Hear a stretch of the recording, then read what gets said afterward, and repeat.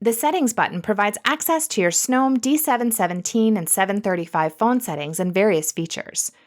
Let's take a brief look at the settings options. Preferences.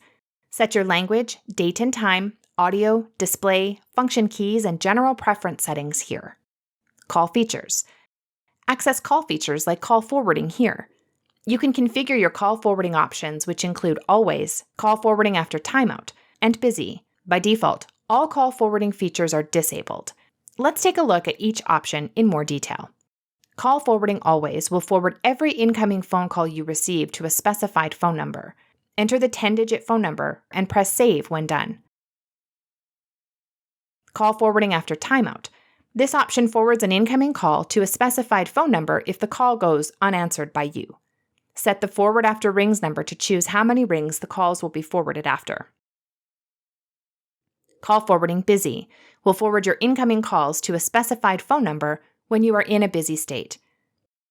Enter the phone number and press save when done. You can also set settings for outgoing and incoming calls as well as speed dial. Identity. Select an outgoing identity and register your identity. Maintenance. Access security features. Reboot your Snom D717 and D735 phone or synchronize settings. Information.